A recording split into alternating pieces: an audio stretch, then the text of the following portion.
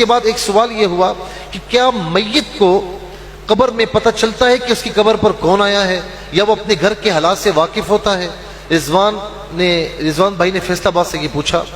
دیکھیں، اپنے گھر کے حالات سے واقف ہونا تو یہ تو کوئی اس طرح نہیں ملتا، لیکن اتنی بات ضرور ملتی ہے کہ شب جمعہ، جمعرات کے دن شب جمعہ، یہ جو روحیں ہوتی ہیں نا، یہ بات یاد رکھیں کہ جو بدروح اس معنی میں نہیں جو ہمارے یہاں مشہور ہے، یعنی جو گناہگار روحیں ہیں، جو نافرمان روحیں ہیں، تو ان کو تو کوئی اجازت نہیں دی جاتی، وہ اسفل سافلین میں قید ہیں۔ جو گناہگار کی روحیں نافرمانوں کی، وہ اسفل سافلین، جو زمین کی تہہ کے نیچے ہے، ساتوں زمین نیچے، وہاں پر وہ قید ہے، وہ کہیں پر بھی آ جا نہیں سکتے۔ تو یہ جو مشہور ہوتا ہے نا کہ فلاں کی بدروح آ گئی، فلاں کی بدروح، یہ ایسے ہی ہے، اس کا کوئی شریعت میں گنجائش نہیں ہے، ٹھیک ہے؟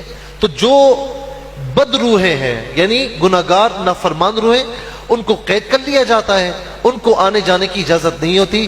جو مسلمان روحیں ہیں اور جو نیک روحیں ہیں، تو وہ شب جمعہ اپنے گھروں پر آتی ہیں اور دیکھتی ہیں کہ ان کے گھر والے ان کو ایصال ثواب کر رہے ہوتے ہیں، دعائیں مغفرت کر رہے ہوتے ہیں، تو دعائیں دیتے ہوئے چلی جاتی ہیں۔ اور اگر وہ دیکھتی ہے کہ کوئی خیال نہیں رکھ رہا، کوئی دعا نہیں کر رہا، تو پھر وہ کہتے ہوئے جاتی ہیں کہ جس طرح تم میرے ساتھ کر رہے ہو تو تمہارے ساتھ بھی اللہ تبارک و تعالیٰ ایسا کرے۔ تو یہ مضامین ہمیں احادیث کریمہ میں ملتے ہیں۔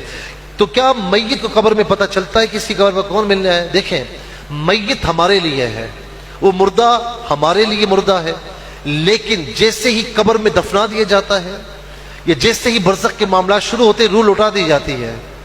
مر ربک ما دینک ما کنت تقول فی حق ھذا الرجل، 3 سوالات ہوتے ہیں نا، تو وہ سوالات کب ہوتے ہیں؟ جب وہ روح اس کی لوٹا دی جائے۔ وہ جواب دیتا ہے باقاعدہ، ربی اللہ دینی الاسلام ھذا نبینا، وہ جواب دیتا ہے صلی اللہ علیہ وسلم۔ تو ظاہر ہے کہ روح لوٹائی جاتی ہے تو جواب دیتا ہے۔ اور اگر جنت کی کھڑکیاں کھولی جاتی ہیں تو اسے محسوس کیسے ہوتا ہے؟ روح ہوتی ہے تو مزہ آتا ہے، اسے محسوس ہوتا ہے۔ اور جہنم کی کھڑکیاں کھولی جاتی ہیں تو ظاہر ہے کہ روح ہوتی ہے، روح کا تعلق جسم کے ساتھ ہوتا ہے، جو روح کا جسم تھا اس کے ساتھ تعلق رہتا ہے اس کا۔ تو اگر جو ہے گناہگاروں کی روح ہیں تو تعلق رہتا ہے ان کا، تو انہیں ظاہر تکلیف محسوس ہوتی ہے، تو اسی لیے جہنم کی وعیدیں سنائی گئی ہیں۔ تو اچھا، پھر اس کے ساتھ کیا ہوتا ہے کہ جب قبرستان ہم جاتے ہیں تو حکم ہے کہ السلام علیکم یا اہل القبور، صحیح حدیث میں ہے، سلامتی ہو تم پر اے قبر والو، یغفر اللہ لنا ولکم وانتم سلفنا ونحن بالاثر، اللہ تعالیٰ ہماری بھی اور تمہاری بھی مغفرت فرمائے، تم ہم سے پہلے آ گئے ہو، تمہارے پیچھے پیچھے ہم بھی آ رہے ہیں۔ تو باقاعدہ وہ جواب دیتے ہیں۔ سلام کس کو کیا جاتا ہے؟ جو جواب دیتا ہے نا، تو باقاعدہ جواب دیتے ہیں۔ یہاں تک کہ جو ان کی قبر پر آتا ہے اور آ کر جو ہے وہ دعا کر کے رخصت ہوتا ہے، تو وہ جانتے بھی ہیں اور ان کے قدموں کی آہٹ بھی اس مردے کو سنائی دیتی ہے۔ یہ حدیث پاک میں بالکل صحیح حدیث میں موجود ہے۔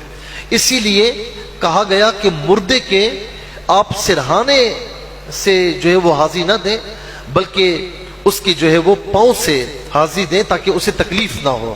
ظاہر ہے کہ آپ سرہانے لیٹے ہوئے، کوئی سر پہ آگے کھڑا ہو جائے تو آپ یوں دیکھیں گے نا، یوں کر کے، اسے تکلیف نہ ہو۔ اولیاء اللہ کے مزارات پر جاتے ہیں تو یہی تعلیم دی گئی کہ آپ پاؤں کی طرف سے حاضر ہوں تاکہ انہیں تکلیف نہ پہنچے۔